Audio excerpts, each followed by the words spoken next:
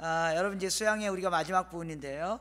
어떤 마음으로 오셨습니까? 작년에 왔으니까 올해 또 오고 그리고 내년에 또 갈 거니까 그래서 그렇게 왔을 수도 있겠고 또 뭐 이런저런 여러 가지 마음의 부담도 있고 또 생각도 있고 또 어떤 풀어야 할 과제들도 있고 아니면 그런 생각 없이 그냥 왔는데 말씀을 듣다 보니까 내 속에 이런 문제가 있구나, 우리 가운데 이런 과제가, 우리 가정 가운데 이런 과제가 있구나, 우리 교회 가운데 이런 일들이 있겠구나 하는 과제들이 여러분들에게 생각났을지 모르겠습니다. 혹은 말씀을 통해서 그런 것들을 하나하나 듣는 동안에 개인적으로 혹은 말씀을 듣고 또 묵상하는 시간에 또 대화하면서 마음속에 있었던 과제들, 또 가정에 있었던 과제들, 또 교회의 과제들을 하나하나 생각해 봤을 거라고 생각됩니다. 이제는 이제 그 과제들에 대한 구체적인 대안을 만들어 하나님께 드림으로 나가야 할 시간입니다. 오늘 본문에 보면 이스라엘 백성 앞에 큰 과제가 놓여 있었습니다. 그것은 바로 요단강을 건너는 겁니다. 요단강을 건너는 겁니다. 그리고 요단강을 건너야만 가나안 땅에 들어갈 수 있기 때문입니다. 그래서 요단강이란 큰 장벽이, 큰 과제가 그들의 옆에 남아 있었던 것입니다.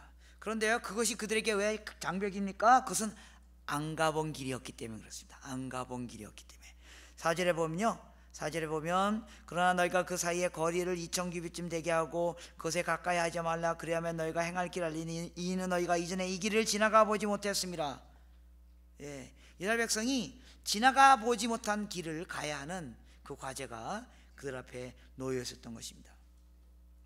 여러분, 오늘 2015년 7월 1일인데요 오늘 2015년 7월 1일부터 2015년 7월 2일부터는 우리가 안 가본 길입니다.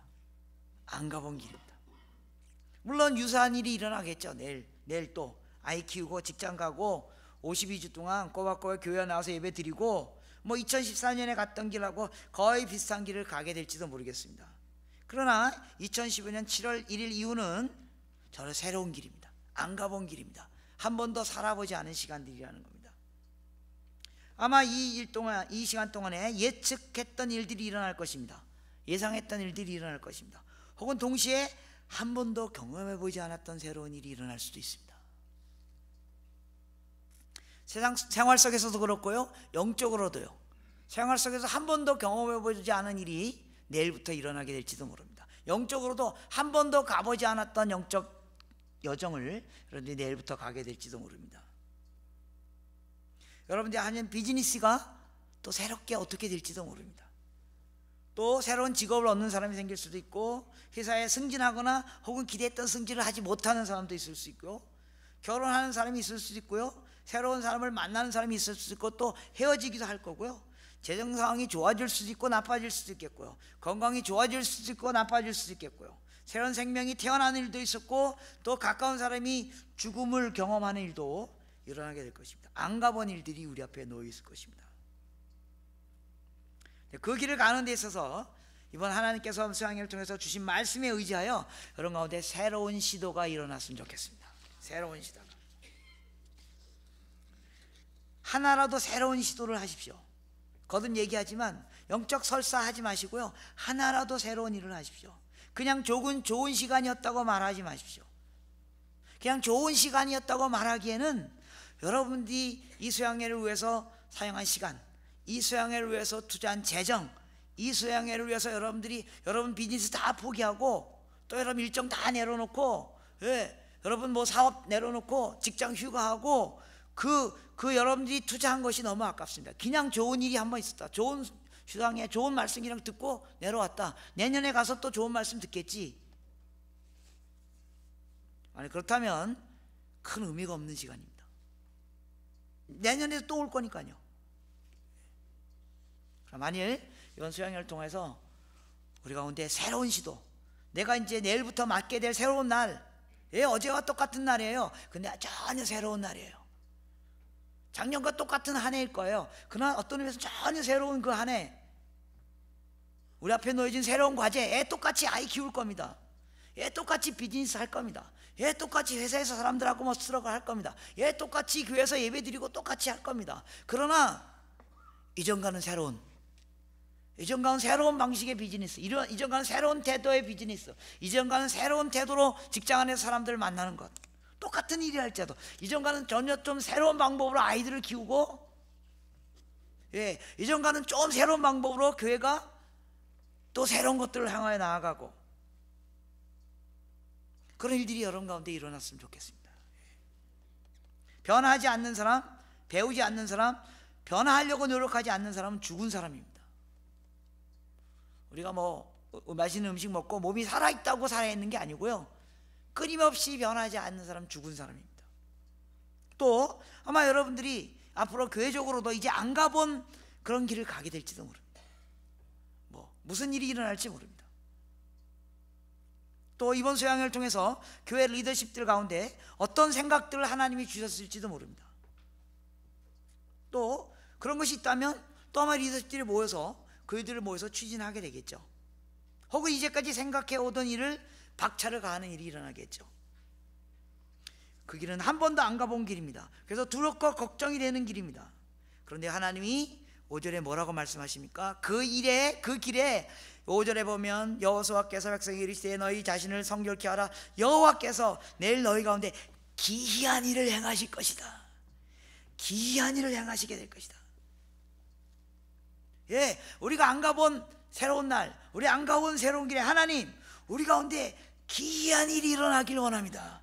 우리 가운데 놀라운 일이 일어나길 원합니다. 한 번도 경험해 보지 않았던 그 일이 일어나길 원합니다. 똑같은 비즈니스, 똑같은 아이 키우는 것, 똑같은 가정이지만 이제 한 번도 일어나지 않았던 일들이 일어나길 원합니다.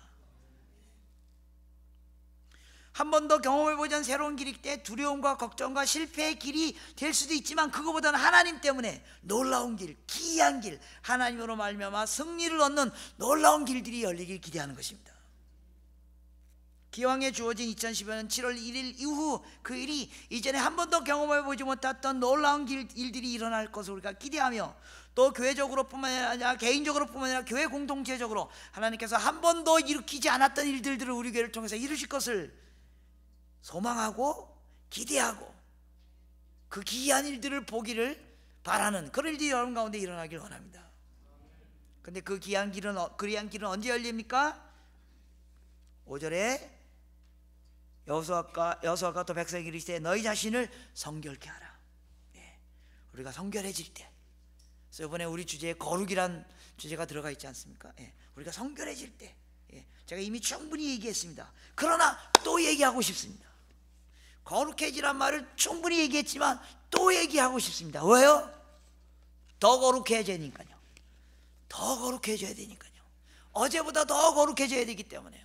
어제 충분히 그 얘기를 들었지만 오늘 더 거룩해져야 되기 때문에. 여러분께서 말씀을 통해서 계속 경험하지만 하나님은 우리에게 이거 하라 저거 하라 doing, 어떤 일을 하기 전에 being, 우리의 존재, 우리가 거룩해져야 된다는 것을 먼저 이야기하십니다. 우리 행위보다 우리 존재가 더 강조되어져 있음을 성경은 계속 말하고 있습니다. 존재가 완성되면 doing은 저절로 되는 겁니다. 우리가 거룩해지면 우리 안에 일어날 기이한 일은 저절로 일어나게 된다는 겁니다. 왜요? 우리가 하는 일은 우리가 하는 일이 아니고 하나님이 하시는 일이기 때문에요.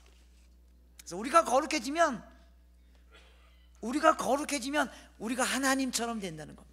하나님이 거룩이기 때문에. 그래서 우리가 거룩해지면 우리는 하나님이 하시려는 그 놀라운 일들이 우리 속에 일어나게 될 것입니다.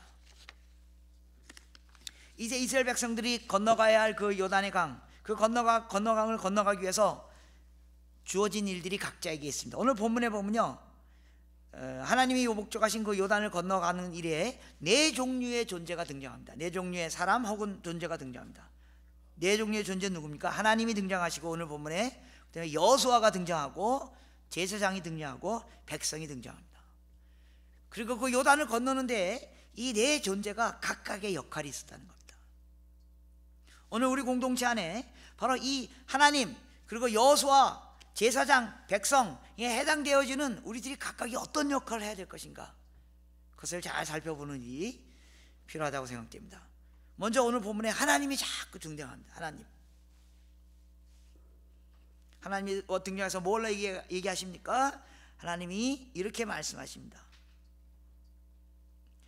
하나님께서 여호수아를 통해서 말씀하시기를 7절에 여호와께서 여호수아에게 이르시되 내가 오늘부터 시작하여 너희를 온 이스라엘 목전에서 크게 하여 내가 모세와 함께 했던 것 같이 너와 함께하고 그들이 그것을 알게 하리라.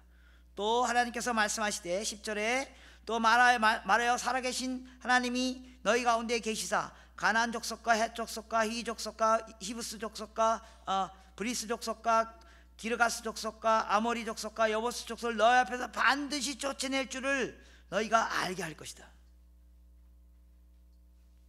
뭡니까? 하나님이 요단을 건너가게 하시겠다는 그 메시지가 하나님의 목적이었다는 겁니다. 우리 공동체에 주어진 과제는 하나님으로부터 오는 겁니다. 하나님이 우리에게 목적을 주실 때만 우리가 그 목적을 감당할 수 있게 된다는 것입니다.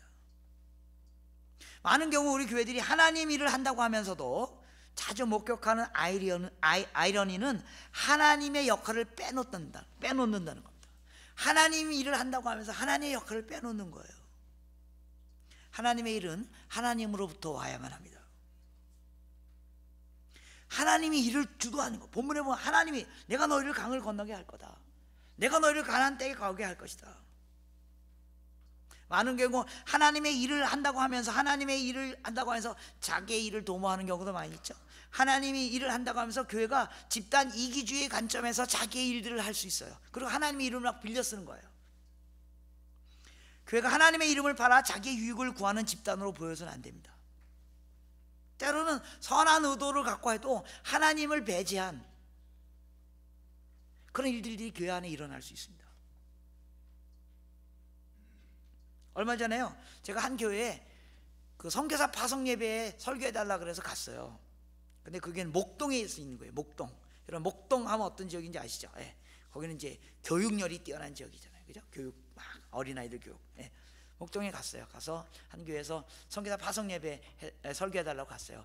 파송 예배 가면 되게 이제 파송할 선교사님 이렇게 앞에 앉혀놓잖아요. 앉혀놓고 뭐 이렇게 꽃 달아주고. 근데 아마 이렇게 봐도 꽃 달고 앉아있는 선교사님이 없는 거예요. 그래서 진짜 누굴 파송하겠다는 거예요. 뭐 그러면서 아무튼 설교를 다 했습니다. 설교 다 끝난 다음에 이제 그 사회하시는 목사님, 자 요번에 여름에 파송할 선교사님들 나오십시오. 막 그랬더니 뒤에서 중학생들이 열댓 명이 쭉 나오는 거예요. 이제 단기팀 가는 거예요. 단기팀. 예. 단기팀 가는데 선교사를 파송하는 뭐 그것도 좋죠. 선교사로 그런 마음으로 가는 거 좋습니다. 예. 그래서 파송 예배를 드렸습니다. 그래서 이 꼬마들을 단기팀, 중학생들을 단기 보내는구나, 단기 선교여행 보내는구나, 뭐 그럴 수 있습니다. 예. 근데 단기팀으로 가는 지역이 어디냐 하면 미국 동부 아이비리그 대학 7개 대학 투어였습니다. 근데 목적은 우리 아이들이 중학 때부터 세계를 품은 비전을 갖게 해야 됩니다. 그래서 미국의 주요 대학을, 동부에 있는 주요 대학을 한 바퀴 투어하는 게 단기 선교 여행이었습니다. 예. 여러분, 이런 과제를 그 중등부 선생님이나 담당 목사님이 당회에 내면 당회에서 그걸 허락할까요, 안 할까요? 잘 생각해 보세요. 허락할까요, 안 할까요? 허락합니다. 왜요? 우리 아이들을 교회 돈으로 미국 보내는 거니까요. 그러지 않아도 우리 아이들 미국에 한번 갔다 와야 되는데, 잘 됐다. 단기 선교라는 이름으로 가면 뭐 교회에서 50% 대주기도 하고, 이런 거 말하는 거예요. 많은 경우 우리 교회에서 일어나는 일 중에 많은 경우 하나님이 빠져있는, 하나님과 아무 상관없는, 본문에서 요단을 건너라는 그 메시지가 하나님께로부터 왔습니다. 하나님께로부터. 그리고 그것이 하나님의 의도이며 계획임을 말씀을 통해 하나님이 여호수아에게 계속 말씀하고 계십니다. 우리 개인과 공동체 앞에 있는 요단과 같은 장애물을 하나님께로부터 하나님께서 건너시겠다고 말하고, 그리고 가나안 땅에 들어가겠다는 그 목적이 하나님께로부터 왔다는 겁니다. 거듭 얘기했죠? 우리의 목적이, 우리의 제한된 인간으로부터 오는 목적이면요, 그건 이루어질 수가 없습니다. 그리고 거기에는 계속 욕망이 낄 수밖에 없습니다. 완전하신 하나님, 더 이상 필요가 없으신 하나님, 그 하나님으로부터 온 목적만 순수하고 의미가 있고, 그걸 통해서만 하나님이 기이한 일을 보여주실 것입니다. 그리고 하나님은요, 그 목적을 우리에게 주셨을 뿐만 아니라 그 목적이 성취될 것이라고 약속도 하십니다. 7절에 보니까 여호와께서 여호수아에게 이르되 내가 오늘로부터 시작하여 너에게 온 이스라엘의 목전에서 크게 하여 내가 모세와 함께 있는 것 같이 너와 함께 할 것을 그것을 알게 하리라. 그 하나님이 약속하셨다는 겁니다. 여러분, 성경에는요 명령은 그렇게 많지 않습니다. 오히려 약속이 더 많습니다. 내가 이렇게 할 것이다. 내가 모든 민족에게 복을 줄 것이다. 그러니까 모든 민족이 복을 받는 그 일, 모든 민족에게 복음을 전파하는 일은 명령이 아닙니다. 명령이기 전에 약속입니다. 하나님이 그렇게 하시겠다는 겁니다. 그래서 우리가 그 일에 참여하는 겁니다. 여러분, 명령과 약속의 차이점이 뭔지 아십니까? 예, 우리 퍼스펙티브 훈련 받으신 분은 다 아시죠? 예. 명령은 누가 중요해요? 명령 받은 사람이 중요해요. 그죠? 예. 아무리 명령을 받았다 했다 할지라도 그 명령을 받은 사람이 그 명령을 수행하지 않으면 아무 의미가 없습니다. 예. 근데 약속은 누가 중요해요? 약속한 사람이 중요해요. 내가 약속했기 때문에. 요단을 건널 것을 하나님이 명령하셨을 뿐만 아니라 하나님이 그렇게 하시겠다고 약속하셨다는 겁니다. 여러분, 우리 교회가 무슨 일을 해야 될 것인가? 하나님이 약속하신 일을 찾으세요. 그러면 그건 그냥 이루어지는 거예요. 하나님이 약속하신 일, 하나님이 우리 가운데 무슨 일을 약속하셨는가, 그걸 찾으세요. 그것이 우리의 목표가 되면 그 일은 그냥 이루어집니다. 오늘 본문에 보면요, 언약궤란 말이 계속 등장합니다. 그래서 언약궤란 말이 계속 등장하는 이유가 뭐예요? 언약궤, 여러 번 얘기했죠? 하나님의 임재입니다. 왜 언약궤가 계속 중심이냐 하면요, 여러분 문장을 자세히 읽어보면요, 누가 중심이냐 하면요, 이스라엘 백성이 중심이 아니고 언약궤가 중심입니다. 즉 하나님의 약속, 하나님의 약속이 중심이라는 겁니다. 그리고 그 하나님의 약속과 하나님의 임재, 본문에 보면 제사장들에게 언약궤를 메었다는 말은 제사장들에게 언약궤를 메었다는 말이 아니라 제사장들에게 언약궤를 메었다는 말입니다. 무슨 말인지 이해하셨습니까? 제사장들에게 언약궤를 메었다는 말이 아니라 제사장들에게 언약궤를 메었다는 말입니다. 예.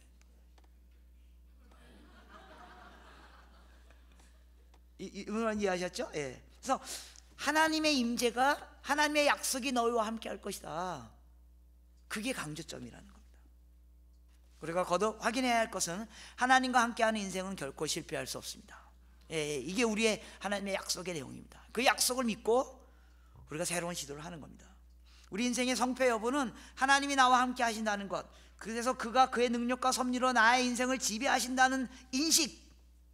여러분들만이 2014년이 좀 실패였습니까? 그것은 다름 아닌 하나님의 임재 없이 살았기 때문이었습니다.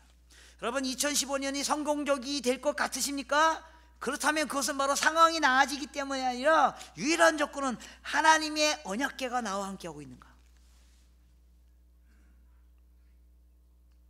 또 10절에 보면요, 하나님은 아주 세부적인 구체적인 계획을 갖고 계시고 말씀하십니다. 10절에 내가 어떤 민족을 내어 쫓고 어떻게 하고, 아주 세부적인 계획을 우리에게 보여주십니다.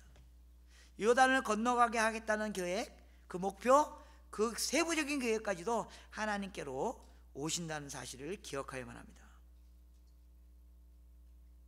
그리고 여호수아에게 순간순간, 타임, 때때로 그 계획을 구체적으로 보여주시는 하나님의 모습을 발견합니다. 그래서 이 과업을 넘는데 주인공은 사실 하나님입니다. 하나님이 그 일을 행하시는 겁니다. 연초가 되면 우리가 연간 플래너를 사거나 달력을 꺼내놓고 계획을 세우지 않습니까? 그럼 훨씬 더 중요한 것은 하나님이 무슨 계획을 갖고 계신가를 알아차리는 일입니다. 우리 개인을 통하여 혹은 우리 공동체에 하나님이 무슨 계획을 갖고 계신가를 알아차리는 것.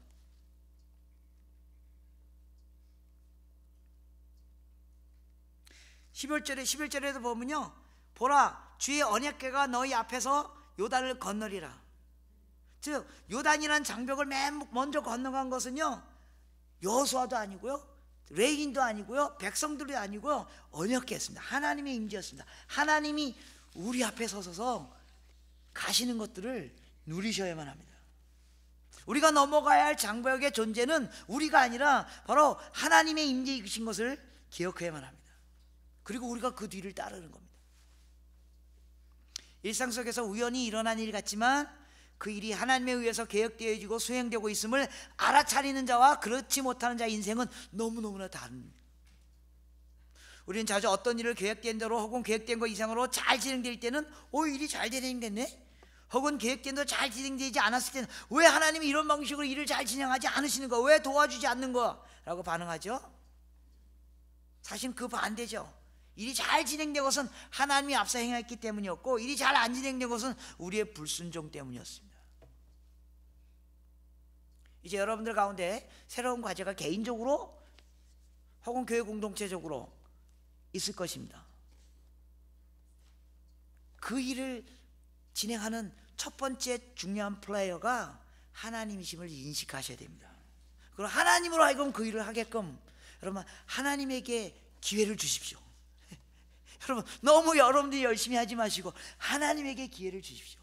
하나님이 앞서 행하시게 하십시오. 하나님이 플랜을 우리에게 알려주게 하십시오. 하나님이 약속하게 하십시오. 그리고 하나님이 앞서 행하시게 하시고 우리가 그 뒤를 따라가는, 그때야만 우리가 기이한 일을 볼 수 있습니다. 너무 제가 추상적으로 얘기한 것 같은데요, 여러분들 구체적으로 생각하십시오. 우리 가정에 있는 어떤 이슈가 있을 겁니다. 내 개인적으로 어떤 이슈가 있을 것입니다. 하나님에게 이 일을 넘긴다는 게 뭘 의미하는가? 어떻게 하면 이 문제에 대해서 하나님이 주도하게 하실 것인가? 그걸 우리가 고민해야 할 필요가 있다는 겁니다. 두 번째 등장하는 인물이 있습니다. 바로 여호수아입니다. 여호수아가 했던, 리더였던 여호수아의 가장 큰 사역은 앞장서서 나가서 강을 건너는 일이 아니었습니다. 리더였던 여호수아의 가장 큰 사역은 하나님의 말씀을 받아서 그것을 리더들에게 정확히 선포하는 역할입니다. 여호수아가 전체 일정을 진두지휘했지만 여호수아는 실제 행동하지는 않습니다. 실제 행동은 리더들인 레위인들이 합니다. 여호수아가 진두지휘하는 방법은 요단에 발을 먼저 담그는 것이 아닙니다. 그보다 더 중요한 것이 있습니다. 그것은 바로 하나님의 말씀을 필요한 시점에 백성들에게 정확히 전달하는 겁니다. 여호수아가 백성을 이끄는 도구는 다름 아닌 하나님의 말씀이었다는 것입니다. 결국 요단을 건너는 일의 가장 중요한 과제는 여호수아가 어떤 상황에서 어떤 말씀을 그 백성들에게 전달하는가에 달려있다는 것입니다. 교회 구조 안에서 우리 교회 목회자들이 어떤 말씀을 어떤 상황에 어떻게 적절히 전달하는가, 그 일을 하셔야 된다는 겁니다. 오늘 한국교회 앞에 있는 큰 난관들을 어떻게 극복할 수 있습니까? 바로 정확한 시점에 정확한 하나님의 말씀을 선포하는 자들이 선포해야만 합니다. 이 일에 성공하지 않으면 요단을 건너는 일은 불가능합니다. 하나님께로부터 온 말씀이 무엇이며 그 말씀을 백성들에게 적절하게 전달하기 위하여 하나님께 귀 기울인 일을 여호수아가 하지 않았다면 그들의 요단 건너는 실패였습니다. 모세에게 역사하셨던 하나님, 여호수아에게 말씀하신 하나님, 그 하나님께서 오늘 여호수아의 역할을 하는 이들에게 동일하게 하나님의 방법으로 말씀하신 것을 듣고 백성들에게 전달하고 해야만 합니다. 이 과정을 생략하거나 약화되면 백성들이 요단을 건너는 일은 불가능합니다. 여기서 말씀을 선포하는 사역자들의 중요성이 있습니다. 말씀을 통해 백성들에게 비전을 선포하고 그 비전을 알아차리게 하고 그 비전에 순종하게 하는 일이 일어나지 않으면 요단을 건너는 일은 불가능합니다. 9절에 여호수아는 백성들에게 그 하나님의 말씀을 들으라고, 내가 들은 하나님의 말씀을 들으라고 촉구합니다. 누가 여호수아입니까? 가정에서는요, 가장이 여호수아입니다. 교회 공동체에서는요, 목사님이 여호수아입니다.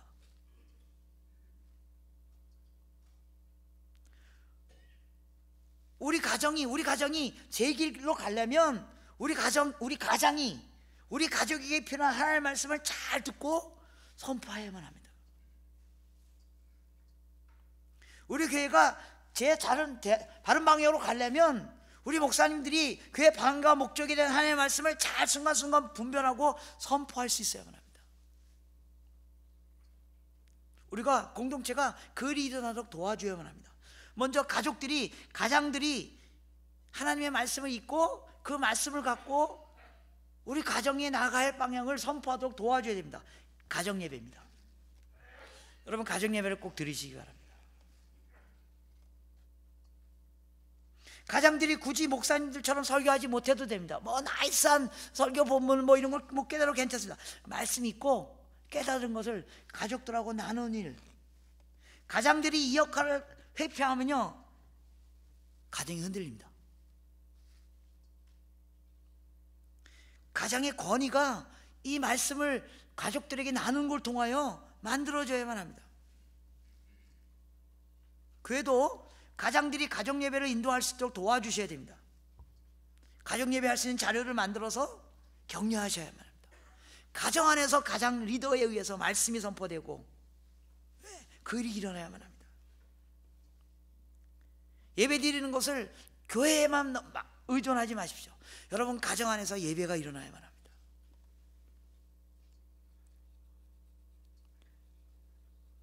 혹시 여러분들이 가정 예배를 혹시 안 드리시고 있다면요, 이 기이한 일을 한번 시도해 보십시오.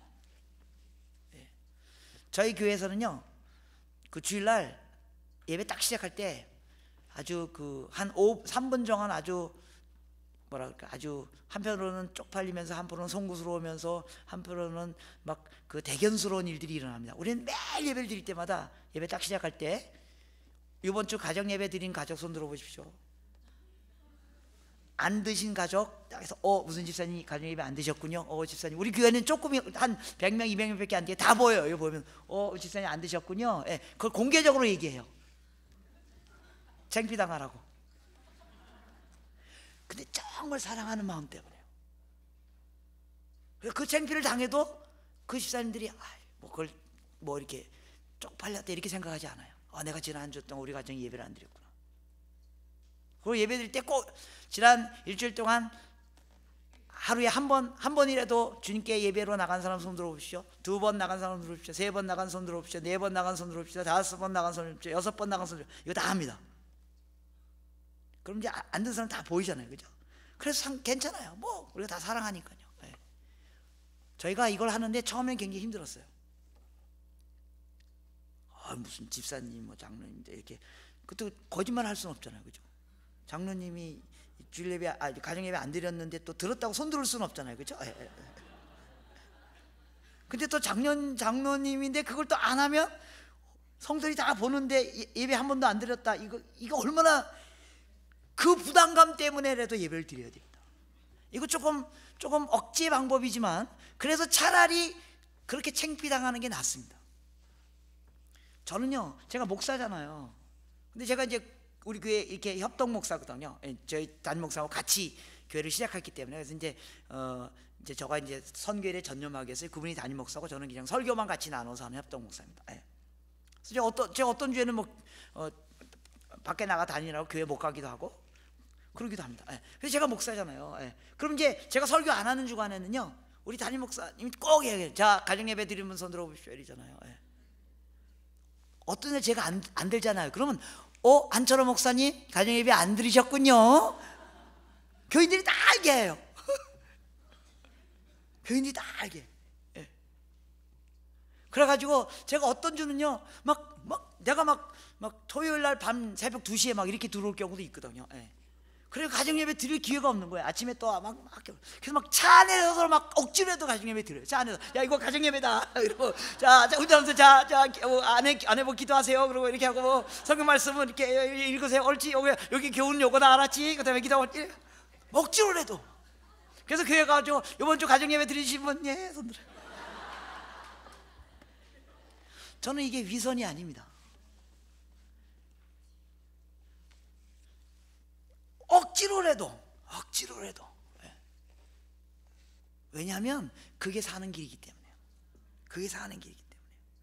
모르겠습니다. 제가 여러분 교회 보고 이래라 저래라 말하는 게 너무 이렇게 건방지지만 혹시 가정 예배를 드리는 일들을 여러분 가운데 한번 일으켜 보십시오. 그런 운동을 한번 일으켜 보십시오.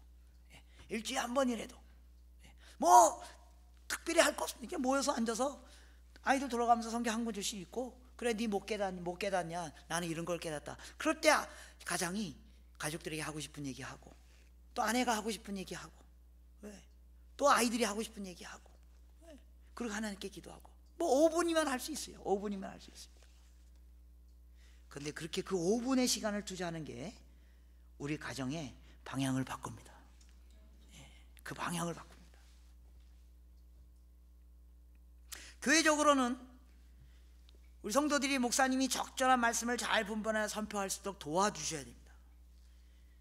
여러분, 목사님들이 다른 일로 너무 바쁘게, 그래서 말씀에 집중하는 시간을 확보하지 못하도록 하시면 안 됩니다. 목사님들이 말씀을 깊이 묵상하고 깨닫는 일과 성도들의 아픔을 돌보는 일, 이 두 가지 일 외에는 사실은 더 중요한 일이 없습니다. 말씀을 깊이 깨닫고 그것을 성도들에게 나누는 일, 그리고 그렇게 할 수 있도록 여러분들이 어떤 부분에서 목사님 잘 보호해 주셔야 됩니다. 이 사역자라는 게 막 성도들이 오라 그러면 또 가야 되고 뭐 그러잖아요, 그죠? 또 그걸 뭐 안 됩니다 이렇게 말할 수 없잖아요. 그래서 때로는 막 이렇게 하다가 정말 제일 중요한 일, 말씀을 깊이 충분히 묵상하고 거기서 하나님이 우리에게 주시는 말씀의 원리들을 깨닫고 그것을 준비하고 선포하는 시간을 못 가질 수 있습니다. 그걸 도와주셔야 됩니다. 그게 여호수아의 중요한 역할입니다. 가정에서는 가장이 그 일을 할 수 있도록 도와주고, 교회에서는 목회자들이 그 일을 할 수 있도록 도와주는 것. 그래야만 하나님이 우리에게 뭐라고 말씀하시는지를 공동체에게 이야기할 수 있습니다. 두 번째, 여호수아가 했던 중요한 일은 무엇입니까? 그래서 하나님께로부터 그 말씀을 듣고 비전을 선포하는 겁니다. 요단을 건너는 일이 중요하다는 사실을 선포하는 겁니다. 그리고 8절에 보면 또 행동을 촉구하는 겁니다. 여호수아는 하나님께로부터 들은 말씀을 그 교회 리더인 제사장들에게 행동을 촉구하는 일을 8절에 하는 것을 보게 됩니다. 하나님께서 여호수아에게 너는 언약궤를 맨 제사장에게 명령하여 이르기를 너희가 요단 물가에 이르거든 요단에 들어서라 하라. 행동을 촉구하는 겁니다. 우리 교회가 새로운 과제들을 갖게 됐다면 이제 그 비전을 성취하기 위해서 행동을 촉구하는 일들을 리더들이 해야만 합니다. 네 번째, 여호수아의 역할을 하는 사람들에게 필요한 또 역할은 무엇입니까? 성실함입니다. 성실함. 1절에 보니까 여호수아가 아침에 일찍 일어나, 아침에 일찍 일어나 하나님의 음성을 듣고 그리고 그것을 리더들과 백성들에게 전하는 일, 이건 쉬운 일이 아닙니다. 여호수아가 레인이나 백성들보다 먼저 일어나서 일을 준비하고 살피는 것을 보게 됩니다. 새벽을 깨워 하나님의 말씀을 깨닫는 리더만이 공동체를 성공적으로 이끌어갈 수 있습니다. 제가 할 말은 아니지만 여러분의 교회 목사님들이 그렇게 하도록 여러분들이 도와주셔야 됩니다. 기도하셔야 됩니다. 이게 쉬운 일이 아닙니다. 그래서 하나님 말씀 앞에 긴장하도록 도와주셔야 됩니다. 목사들이 하나님 앞에서 긴장하게 도와줘야지 자꾸만 사람 눈치 보도록 하게 하시면 안 됩니다. 여러분들이 예배 때마다 기도 때마다 목사를 위해서 기도하는 것은 너무나 아름다운 모습입니다. 그것이 여러분의 입술의 성김에 끝나는 것이 아니라 마음으로 정말 목사들이 목회팀들이 새벽에 일찍 일어나서 하나님의 말씀에 집중할 수 있도록, 그래서 우리 눈치 보지 않고 성도들 눈치 보지 않고 뭐 장로님들 눈치 보지 않고 하나님의 눈치 볼 수 있도록, 하나님 눈치 볼 수 있도록.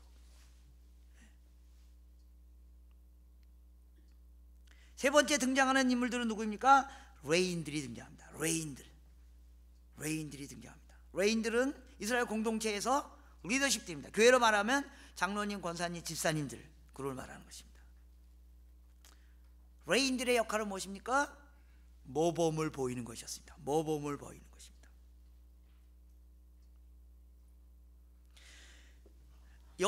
여호수아가 강을 건너라고 명령했을 때 제일 먼저 앞에 서서 나간 사람들이 바로 이 레인들이었습니다. 사실 흐르는 강물에 다리를 넣는 것은 쉬운 일이 아닙니다. 그러나 누군가가 일을 해야 됩니다. 누군가 일을 하지 않으면, 누군가 앞서서 일을 하지 않으면 백성들은 요단을 건널 생각을 하지 않는다는 겁니다.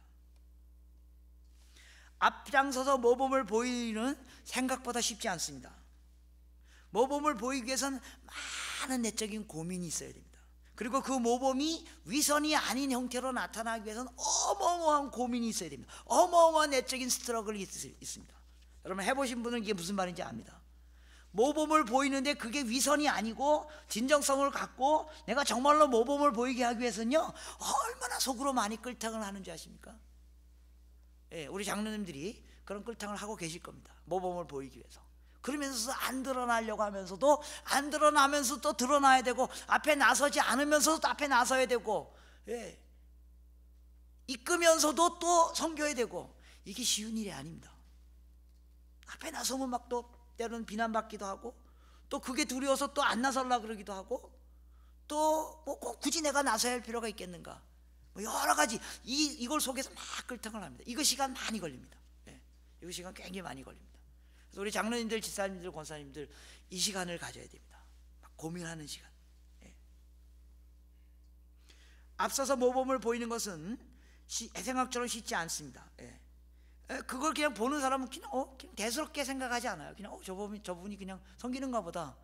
근데 실제 섬기는 사람들은요, 속에 많은 고민들을 하게 됩니다. 왜요? 인간들이 다 똑같기 때문에 그래요. 남이 주목하지 않고 인정해주지 않는 일을 먼저 솔선수범하는 것은 쉽지 않습니다. 앞에 나서지 않고 뒤에서 뭘 막 하는 일은 쉽지 않습니다. 별 눈에 띄지도 않는 일을 뒤에서 막 이렇게 움직여가는 것은 쉬운 일이 아니기 때문에 그렇습니다. 우리는 모범을 보이기보다는 모범을 보여야 한다는 말을 더 많이 하는, 부모들이 자녀들에게 그렇게 얘기하고 있고요, 선생이 학생에게 그렇게 얘기하고요, 기성세대가 젊은이 세대에게, 혹은 때로는 목회자들이 성도들에게 모범을 보여야 된다는 말만 많이 해요. 그래서 정말 모범을 보이는 일은 쉽지 않아요. 왜냐하면 진정성이 없는 모범은 위선이 되기 때문입니다. 내가 이거 위선 아닌가, 그런 것 때문에 또 막 고민해서 모범을 안 보이기도 하고, 삶이 없는 모범은 권위를 잃기 때문입니다. 나는 그렇게 살지 못하는데 내가 교회에 와서 이렇게 뭐 그런 척 하는 거, 이것 때문에 막 또 갈등이 있고, 남의 보이려고 하는 모범은 예수님의 심판의 대상이 되기 때문에, 예수님이 유일하게, 제가 말씀드렸죠, 예수님이 유일하게 비난한 사람들, 예수님께서 질책한 사람들, 바리새인과 서기관들입니다. 모범을 보이기가 어렵기 때문에 그렇습니다. 쉽게 위선이 될 수 있고, 쉽게 가장이 될 수 있고, 쉽게 그냥 잘 보려고 하는 것이 될 수 있기 때문입니다. 그러나 누군가는 모범을 보여야만 합니다. 중간 리더들이, 레위인들이 백성들 앞에 서서 나가야만 합니다. 겸손하게 앞서서 가야만 합니다. 말로만 겸손을 떠는 것이나 삶의 본으로 보여줘야 됩니다. 이거 무지무지 어렵습니다. 교회가 잘못하면 말로 겸손을 떠는 공간이 될 수 있습니다. 저는 이런 걸 많이 보게 됩니다. 교회가 잘못하면 말로 겸손을 떠는, 말로 굉장히 화려한 겸손의 표현을 화려하게, 말로 굉장히 화려하게. 왜냐하면 교회에서 모여서 하는 일들이 다 말로 이루어지기 때문에. 저도 지금 다 말로만 했잖아요, 그렇죠? 그러니까 저는 모범을 하나도 안 보인 겁니다, 지난 3일 동안. 모범을 보일 기회가 없었습니다. 왜냐면 빨리 가서 이거 준비해야 되니까요. 그래서 저는 말로만 한 겁니다. 이거는 아닙니다. 이거는 의미가 없는 겁니다. 그래서 제가 3일 동안 설교한 거는 저에게는 아무 의미가 없는 겁니다. 여러분들은 좋은 정보를 들을 거나 혹은 그러게, 저에게는 아무 의미가 없는 겁니다. 저는 한 번도 모범을 보인 게 없었기 때문에 3일 동안은. 설교, 성경 공부, 교육 뭐 하는 건 다 말로 하는 겁니다. 그거 자체는 모범이 아닙니다. 사랑하라고 말하는 것은 모범이 아닙니다. 겸손하자고 말하는 것은 모범이 아닙니다. 사랑을 해야 됩니다. 겸손한 삶을 보여줘야만 합니다. 우리가 말하는 모든 설교, 우리가 말하는 모든 성경 공부, 우리가 말하는 모든 것들은요, 삶으로 나타나지 않으면 허공을 치는 것과 같습니다. 그건 아무 의미가 없습니다. 복음을 선포하지만 마십시오. 복음을 보여주십시오. 복음을 보여주십시오. 복음을 보여주십시오.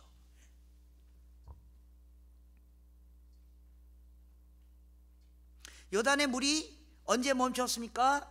그들이 행진이 시작할 때 서서히 요단의 물이 줄어들기 시작했고, 그들이 강가에 달았을 때는 거의 물이 없어져 보였고, 그래서 물이 찰랑찰랑 정도였었고, 그래서 이제 걸으면 되겠구나. 그래서 그 물이 찰랑찰랑 조금 요 발목까지 와가지고 그래서 들어가고, 그러지 않았습니다.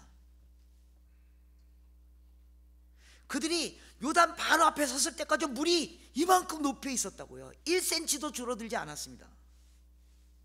그런데 13절에 보면 하나님의 약속은 뭐예요? 제사장들이, 레위인들이 발바닥이 요단물을 밟고 멈추면 요단물 곧 위에서부터 흘러내는 물이 끊어져서 한 곳에 쌓아서리라. 그리고 15절 16절에 보면 레위인들이 발이 물가에 담그자마자 어마어마하게 흘러내려던 물이 갑자기 멈췄다는 겁니다. 물이 서서히 줄어들다가, 그래서 물이 한 1cm 정도밖에 안 남았으니까 레위인들이 그럼 이 정도면 걸어가도 되겠다, 뭐 신발에 약간 물만 묻겠지, 그리고 앞장서서 간 게 아니고요, 요단의 물을 발을 당기기 바로 1분 전까지만 해도, 1초 전까지만 해도 물이 산더미같이 흐르고 있었다는 겁니다. 근데 언제 그 물이 섰다고요? 발을 담그자마자. 누군가가 그 어마어마한 절망, 어마어마한 과제, 결코 없어지지 않을 것 같은 그 과제, 그렇지만 거기에 발을 담궈야지만 그게 쓴다는 겁니다. 하나님 열린 문을 보여주십시오. 그러면 내가 발을 내딛겠습니다. 하나님 증거를 보여주십시오. 그러면 내가 걸음을 걷겠습니다. 천만에요. 걸음을 내딛어 보십시오. 열려있는 문을 발견하게 될 것입니다. 요단의 발을 디디지 않았다면 바로 임박한 상황에서도 그 난관이 하나도 극복되고 같이 보이지 않았어요. 그러나 발을 디디는 순간, 믿음의 행동을 하는 순간 놀라운 일이 일어난 거예요. 이게 리더십들이 해야 할 일입니다. 이게 레위인들, 이게 장로님들, 집사님들, 권사님들이 해야 될 일입니다. 난관이 있어 보여요. 바로 1분 전만 해도 안 하게 될 것 같아요. 그러나 하나님이 말씀하셨고 여호수아를 통하여 그것이 하나님의 말씀임을 확인했다면 발을 내디셔야 돼요. 그래야지만 순식간에 기이한 일이 일어나는 것을 보게 될 것이라는 것입니다. 레위인들이 보여줬던 모범의 리더십은 단지 일시적인 시범이 아니었습니다. 백성들이 요단이라는 난관을 극복하는 동안 그 발을 내딛고 내내, 그죠? 15절에 레위인들이 먼저 요단의 발을 담근 것뿐만 아니라 17절 보면 모든 백성이 요단을 걷는 것을 마칠 때까지 그 언약궤를 맨 제사장들이 요단강 가운데 딱 서 있는 거예요. 다 지나갈 때까지. 백성들이 다 건널 때까지 자신의 목숨을 담보로 거기 서 있는 거예요. 물이 저기 이렇게 막 쌓여 있어요. 그 물이 순간적으로 팍 터져서 이쪽으로 넘어올지도 몰라요. 근데 자신이 이미 건너갔을 수 있었음에도 불구하고 그냥 거기 중간에 서 있는 거예요. 백성들이 다 지나갈 때까지. 언약궤를 메고, 즉 하나님의 임재를 메고 백성들이 그 난관을 다 통과할 때까지 거기 버티고 서 있는 겁니다.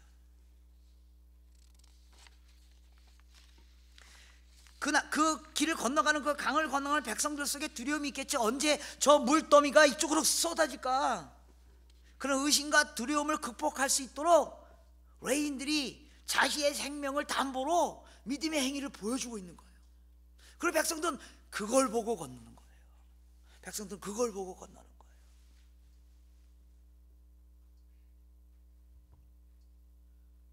레위인의 역할을 맡은 교회 중진 리더들이 해야 할 일은 바로 결단을 내리는 겁니다. 믿음의 걸음을 내딛는 겁니다.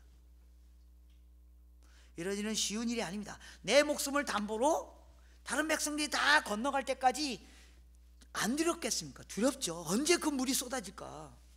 나는 이미 건너갔어도 다 건너갔을 텐데. 그러나 다른 백성들이 건너갈 때까지 내 목숨을 담보로 기다려지는 것. 저는 감히 여러분 교회 리더십 그룹인 장로, 권사, 집사님들이 이런 희생과 모범을 보여줄 것을 요청합니다. 그런 희생과 모범 없이는 우리 교회가 건너가야 할 그 장벽을, 그 요단을 못 건너간다는 겁니다. 건널 수 있다고 말하는 것, 건너가라고 요청하는 것, 건너가는 척 발을 담그고 있는 것만으로는 아무 일도 일어나지 않습니다. 발을 담그고 거기 서 있는 겁니다. 기독교에서 말하는 리더십은요, 세상에서 말하는 리더십과 다른 거 아시죠? 예수님이 뭐라 그랬습니까? 우리는 나는 섬김을 받으러 온 것이 아니라 오히려 종이 되어 섬기러 왔다. 그게 리더십입니다. 세상에서 말하는 리더십의 정의하고 다릅니다. 세상에서 말하는 리더십은 자기 앞장서고 자기가 나서고 자기가 다 취하고 명예도 자기가 얻고 결과도 자기가 얻고, 그러나 기독교에서 말하는 리더십은 아닙니다. 오히려 자기의 목숨을 담보로 다른 사람들이 이 길을 지나갈 수 있도록 기다리는 겁니다. 섬기는 겁니다. 그리고 예수님이 그렇게 하셨다. 마치 목숨을 드리는 것까지도 감당하는 일들입니다. 이 어려운 일들을 우리가 어떻게 감당할 수 있겠습니까? 언약궤를 메고 있을 때, 언약궤를 메고 있을 때. 오늘 본문에 보면 레인들이 종일토록 언약궤를 메고 있는 겁니다. 그냥 언약궤를 계속 저쪽에 넘길 수 있는데 계속 그걸 메고 있습니다. 무슨 말입니까? 백성들이 요단강을 다 건널 때까지 언약궤를 메고 자신의 생명을 담보로 한 믿음의 행위를 지속할 수 있는 유일한 조건은 바로 그 언약궤를 메고 있었다는 겁니다. 뭐예요? 하나님의 임재를 메고 있었다는 겁니다. 여러분들이 그 리더십을 발휘할 수 있는 유일한 조건은 하나님의 임재를 메고 있는 겁니다. 우리 공동체의 리더가 되기 위한 여러 가지 요건 중에 다른 것은 다 충족되지 않더라도 종일 언약궤를 메는 이 조건, 종일 하나님의 임재 가운데 있는 이 조건만 이룰 수 있다면 리더로서 충분합니다. 우리 교회에 리더를 세우는 일에 돈 많은 사람, 명예가 높은 사람, 지위가 많은 사람, 똑똑해 보이는 사람, 말을 잘하는 사람, 관계가 좋은 사람, 말을 잘 듣는 사람이 아니라 언약궤를 종일 메고 있을 수 있는 사람, 하나님의 임재를 종일 누리고 있을 수 있는 사람, 그 사람들이 리더가 돼야 됩니다. 그분들이 장로님이 되고 권사님이 되고 안수집사님들이 돼야 됩니다. 6절에 여호수아가 제사장들에게 이렇게 권고합니다. 여호수아가 또 제사장들에게 말하되 이르되 언약궤를 메고 백성이 앞서 건너라 하매 곧 언약궤를 메고 백성이 앞서 건너려. 하나님의 임재를 종일 누리십시오. 그리고 그 임재 가운데 거하십시오. 그리고 성도들 앞에 나서십시오. 그것이 리더의 역할입니다. 마지막으로 등장하는 인물들이 있습니다. 백성입니다. 백성. 하나님께 백성에게 요구한 것은 무엇입니까? 이미 우리가 5절에 읽었던 것처럼 여호수아께서 백성에게 이르시되 너희 자신을 성결케 하라. 백성의 중요한 과제는 성결케 하는 겁니다. 우리 자신을 어떻게 성결케 할 것인가. 여호수아 7장 13절에도 보면 아이성 정복에 실패한 이후 하나님이 그 이스라엘 백성들에게 제안한 것이 무엇입니까? 너희는 일어나서 백성을 거룩하게 하여 이르기를 너희는 내일을 위하여 스스로 거룩하게 하라. 우리 백성들이 해야 할 중요한 과제는 바로 거룩을 유지하는 일입니다. 제가 충분히 얘기했기 때문에 더 이상 얘기하지 않아도 될 것 같습니다. 2014년이 실패였다면 어쩌면 내가 거룩을 유지하지 못했기 때문이었을지도 모릅니다. 2015년이 성공이려면 우리의 거룩을 회복하는 일입니다. 여러분 이번 수련을 통해서 그냥 좋은 얘기 들었다 그렇게 생각하지 마시고 여러분 거룩을 회복하기 위한 구체적인 행동 하나씩만 정하십시오. 여러분의 거룩을 회복하기 위한 구체적인 행동 한 가지씩만. 내가 말하는 걸 좀 거룩하게 해야 되겠다. 아니면 내가 또 분노에 화가 자꾸 나는 걸 내가 어떻게 하든지 억제해야 되겠다. 아니면 내가 좀 거룩하지 않은 그런 텔레비전이나 비디오 이런 것도 좀 절제해야 되겠다. 어떤 거라도 좋습니다. 한 가지라도 나를 거룩하게 하기 위한 구체적인 행동 한 가지만 기억하시고 그것만 실천하셔도 이번 수련회는 성공입니다. 두 번째 백성들에게 주어진 과제가 무엇입니까? 바로 순종이었습니다. 순종. 레위인들이 언약궤를 메고 강에 발을 들여놓는 것을 보자마자 백성들이 그 뒤를 따랐습니다. 14절에 보면 백성들이 요산을 건너려고 자기 장막을 떠났다고 얘기합니다.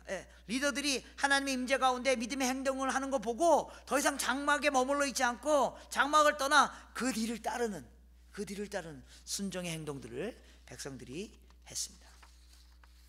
장막을 떠난다는 것은 여러 가지 의미가 있죠. 내가 편안하게 생각하는 공간, 내가 편안하게 생각하는 어떤 것, 개인적으로 내가 편하게 누리고 있던 어떤 사건과 조건을 떠나는 일, 그래서 순종하는 일, 그것이 없이는 2015년 우리 앞에 있는 요단을 건널 수가 없습니다. 개인의 사소한 습관으로부터 시작해서 또 아주 중대한 결정을 하고 그 자리를 떠나고 순종하는 일들이 구체적으로 일어나야 말합니다. 교회적으로도요, 우리가 당연하게 생각했던 것, 편안하게 느꼈던 것으로부터 나와야, 그 장막으로 나와야 합니다. 우리가 하나님께 순종하기 위해서 우리가 좀 불편하게 할 수도 있습니다. 우리가 하나님께 순종하기 위해서 우리가 좀 불편할 수 있습니다. 그게 어떤 것인지 전 잘 모릅니다. 여러분 교회가 하나님께 순종하기 위해서 여러분들이 좀 불편을 감수해야 될 일에 백성들이 불평하면 안 됩니다. 우리가 다 같이 뭐 어떤 일을 합시다. 그래서 그 일을 위해서는 이런 불편함이, 교회 예배 공간을 뭐 이렇게 써야 되기 때문에, 아니면 뭘 어떻게 해야 되기 때문에 불편함이 여러분들에게 있을 것입니다. 거기에 백성들이 불평하면 안 된다는 겁니다.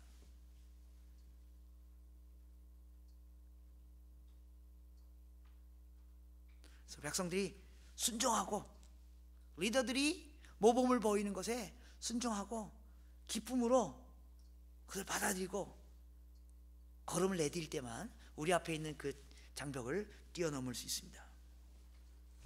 성도 여러분들의 순종이 여러분 교회가 요단을 건너가는 동력이 될 것입니다.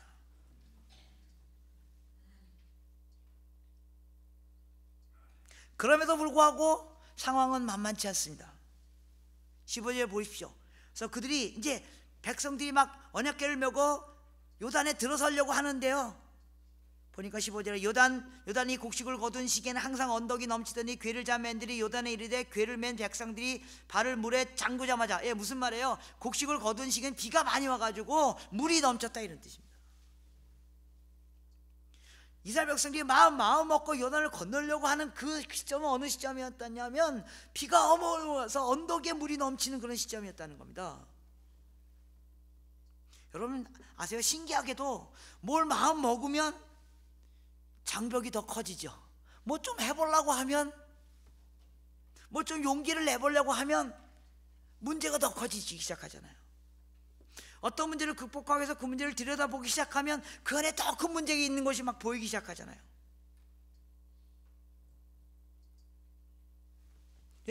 원래 그런 겁니다. 뭐 좀 하려고 그러면 문제가 더 많이 보입니다. 뭐 교회 뭐 좀 하려고 이렇게 좀 논의하다 보면 막 어마어마한 문제가 막 나오죠. 차라리 덮어둡시다. 여러분 모든 상황은 쉽지 않은 상황입니다. 여기 수련해서 그냥 은혜 받고 뭐 이렇게 좋은 것처럼 그렇지 않습니다. 여러분 직장으로 돌아가 보십시오. 그렇지 않습니다. 다시 교회 일상으로 돌아가 보십시오. 여기서 은혜 받고 막 그러지만 교회 가서 뭐 여러 가지 이슈들을 다루고 막 이렇게 할 때는 상황이 만만치 않습니다. 왜 그런지 아십니까? 원래 그렇습니다. 원래 그렇습니다. 쉽게 되는 일이 있으면 여러분 우리가 지금 이러고 있겠습니까? 그죠? 쉽게 되지 않아서 지금 이러고 있는 겁니다. 장벽을 넘어서려는 각오를 해야 합니다. 여러분들이 새로운 시도를 하려면 난관이 있다는 것을 각오해야 됩니다. 여러분 교회가 어떤 시도를 하고 하는지 잘 모르겠습니다. 여러분 개인이 어떤 시도를 하고 있는지 잘 모르겠습니다. 비전을 얘기할 때는 막 좋아 보여요. 잘은 모르겠지만 목사님 뭐 저쪽 건너편 뭐 박킹장을 이렇게 해서 뭐 교회를 세우고 뭐 다민족 교회를 뭐 해보세요. 해보세요. 아이고 말이 쉽죠. 산 넘어 산이에요. 산 넘어 산이에요. 이거 해결되면 이거 터지고, 이거 해결되면 이걸 터지고, 이걸 터지고. 각오해야 됩니다. 장벽이 있다는 걸 각오해야 됩니다. 개인도 마찬가지입니다. 오케이, 그러면 다음 주부터 우리 가정은 가정 예배 드리겠다. 해보세요. 되나? 거의 안 될걸요? 거의 안 될걸요? 저희 교회가 그거 정착하는데 한 3년 걸렸습니다. 매주 손 들어보세요. 매주 쪽팔리고 막. 저도 막 토요일날 막 아까 얘기했지만 막 새벽 2시에 집에 들어가도 막 아침에 애들 막 깨워가지고 차 안에서라도 막 야 예배 안 드리면 야 내가 목사인데 손 들어라 그럴 때 손 안 들면 야 니네 어떻게 되냐, 야 니네 아빠 좀 제발 좀 살려다오 막 이러면서 차 안에서 막 밀어가면서 여러분 가정 예배 하나 정착하는 거 무지 어렵습니다. 뭐 하려 그러면 또 막 그래서 이제 막 다 모여가지고 막 하려고 막 그랬는데요. 그런데 갑자기 가정 예배 하기 막 한 10분 전에 별거 아닌 것 같고 아내하고 싸워요. 저도요 언제는요 어느 때는요 가정 예배 하다가 싸워요. 하다가 몇 주 전에는요 예배까지 다 했어요. 그래가지고 기도 제목을 나누다가 싸웠어요. 기도 제목을 나누다가 그래 제 속에 에이씨 때려치우자 막 이러려다가도 막 그냥 화를 푹푹 내면서 이제 결국 기도를 마쳤지만요. 기도 제목 내다가 우리 아내가 기도 제목 내는데 정말 기분 나쁜 기도 제목을 나더라고요. 나한테 대해서. 그래가지고 내가 아니 당신 어떻게 기도 제목을 내? 또 그런 기도 제목을 내? 그러니까 내가 뭐 어때? 그래서 막 또 막 이렇게 하다가 그 예배를 못 마칠 뻔했어요. 산 넘어 산이에요. 여러분 한번 해보세요. 안 됩니다. 각오해야 됩니다. 각오해야 됩니다. 둘째는요, 그 일 자체가 어렵고요. 둘째는요, 사탄이 공격합니다. 왜냐면 사탄은 그걸 원하지 않기 때문에요. 우리가 가정 예배 드리는 걸 사탄이 원하지 않아요. 우리 교회가 어떤 목표를 향해 나가는 걸 사탄이 원하지 않아요. 당연하죠. 그래서 당연히 공격을 받아요. 장벽이 없고 그냥 무난히 잘 될 거라고 생각하지 마세요.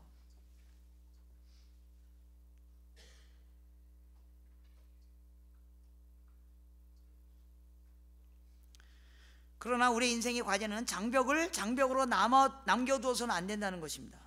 우리의 확신과 하나님의 능력으로 그 장벽을 무너뜨리는 승리의 길을 우리가 열어가야 될 것입니다.